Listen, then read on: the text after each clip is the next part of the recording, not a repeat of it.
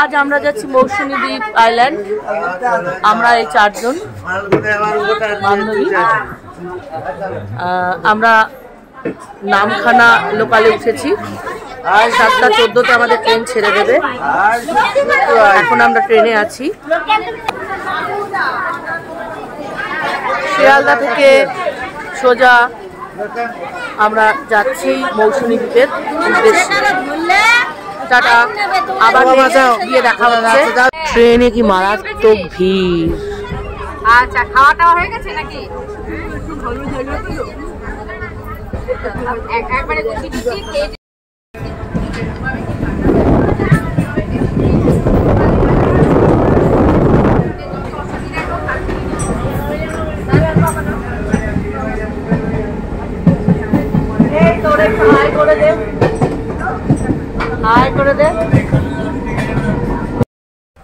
নামখানা স্টেশনে পৌঁছে গেছি।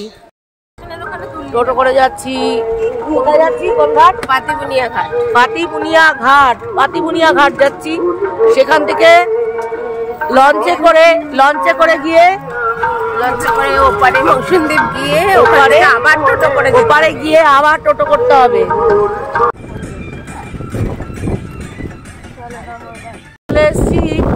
পাতিবুনিয়া ফেরিঘাট। আর বল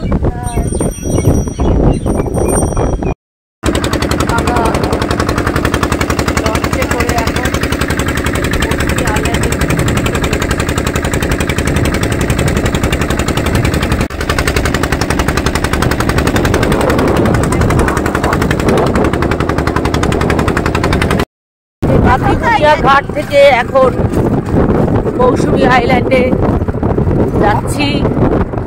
আমাদের রিসর্টের নাম হলো আলাপিয়া রিসর্ট। রিসর্ট আছে এখানে, না সবই তো মাটি।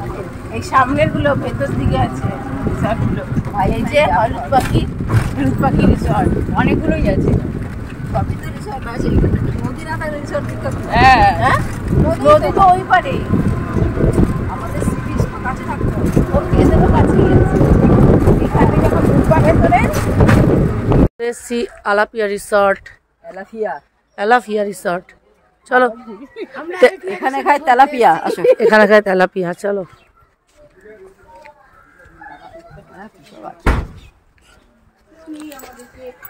ওয়েলকাম করার জন্য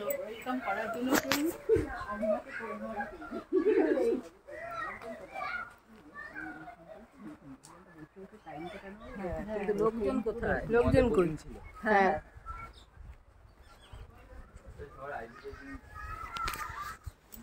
এইগুলো টেন্ট, এর মধ্যে থাকা যায়। এগুলো কোয়ার্টার। আসছি একটু বিচের সামনেটা একটু দেখাই।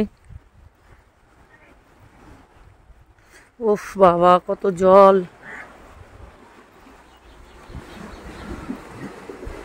ওরে বাবা, তো অনেক জল।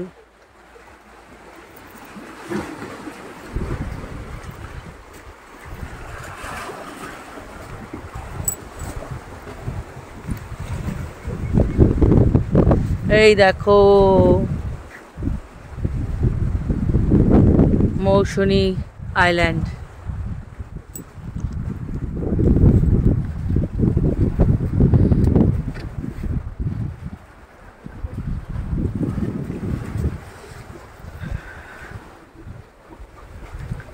আসছি, ঘরটা একটু দেখবো।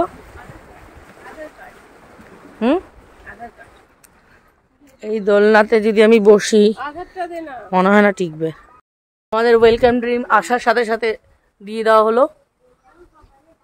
এখানে আমরা একটা কোয়ার্টারে থাকবো। এই জন্য আমাদের সবচেয়ে ভালো লেগেছে এই জিনিসটা, সবচেয়ে ফ্রেশ। এবার দেখে নি ঘরগুলো। এই ছিল আমাদের রুম। আমরা 4 জন গিয়েছিলাম, 2টো রুম নিয়েছিলাম। ঘর ভীষণ ভালো ছিল, বাথরুম ভীষণভাবে পরিষ্কার পরিচ্ছন্ন ছিল। এখন আমাদের লাঞ্চ টাইম, আমরা লাঞ্চ করব। লাঞ্চে আমাদের ছিল ভাত, ডাল, স্যালাড, ডুমো আলু ভাজা, ফুলকপি আলুর তরকারি, চিংড়ি মাছের মালাইকারি, আর ইয়া বড় পমফ্লেটের ঝাল। চিংড়ি মাছের মালাইকারিটা অসাধারণ ছিল, আর পমফ্রেট মাছের ঝালটা তো কোনো কথাই হবে না। লাঞ্চ করে আমরা ঘুমিয়ে পড়েছিলাম। ঘুম থেকে একটু বেশ লেট করে উঠলাম। উঠে আমরা রিসর্টের ঠিক পেছন দিকটা, যেখানে তোমরা দেখেইছিলে প্রথমে কতটা জল, এই সময় এসে দেখছি এই 5:30 হবে, দেখছি জল একদম দূরে চলে গেছে। সেই কারণে আমরা এখানটাতে নেমেছি। নেমে আমরা একটু হাঁটাহাঁটি করছি, বেশ সুন্দর লাগছে। কৃষ্ণা দূরে তাকিয়ে দেখছে, আসছে, খুব ভালো লাগছে ওর। ও তো এখানেই মনে হচ্ছে থেকে যাবে। বালির মধ্যে পা চালাচ্ছে আর ঝিনুক খুঁজে বেড়াচ্ছে। এখন হয়ে গেছে সন্ধেবেলা। দেখতেই পাচ্ছ রিসর্টটা লাইটিং দিয়ে কি সুন্দরভাবে সাজানো হয়েছে। আমাদের একটু আগেই মুড়ি আর চপ দিয়ে দেওয়া হয়েছিল। এখন ফিনিশ করে ফেলেছি। এখন আমাদের বারবিকিউ শুরু হবে। একটু নাচানাচি, একটু ডান্সিং, একটু মজ মস্তি, হই হুল্লোড় চলবে রাতভর।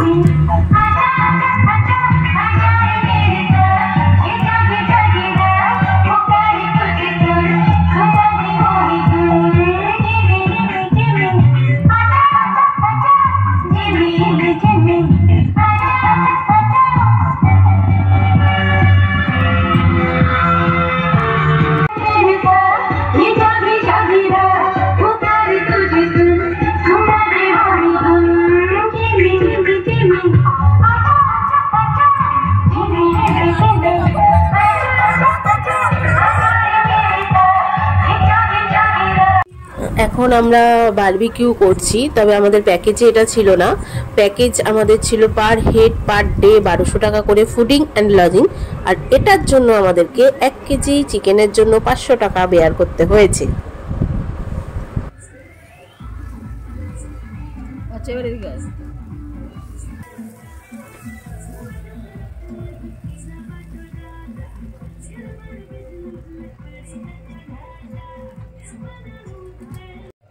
এখন আমাদের বারবিকিউ সম্পূর্ণ রেডি, আমাদের দিয়ে দিয়েছে। যদিও এইটা খেয়ে আমরা রাতের খাবার খেতে পারিনি, রাতের খাবার স্কিপ করতে হয়েছে। রাতের খাবারে আমাদের ছিল রুটি, বাঁধাকপির তরকারি আর চিকেন কষা ও স্যালাড। আমি ভোর 5টার সময় উঠে এই ছবিটা তুলেছি, কারণ যে ভিডিও করে সে নাক ডেকে ঘুমোচ্ছে। Good morning everybody. আজকে সকালটা কত সুন্দর দেখো।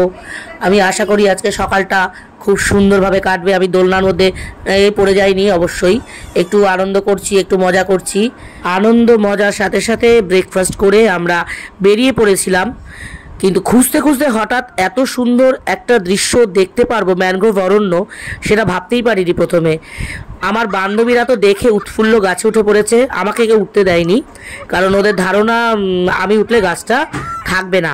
সুতরাং গাছটাকে বাঁচিয়ে রাখার জন্য আমি উঠিনি অবশ্যই, কিন্তু ওদের ওই আনন্দর সাক্ষী হিসেবে আমি ভিডিওটা করে রেখেছি। আর ভীষণ অপরূপ সৌন্দর্য সাক্ষী আজ হলাম। আমি আমার ব্লগটা এখানেই শেষ করছি। এটা ছিল আমার প্রথম ব্লগ। ভিডিওটা ভালো লাগলে লাইক, শেয়ার ও সাবস্ক্রাইব করতে ভুলো না। চললাম, টাটা, বাই বাই।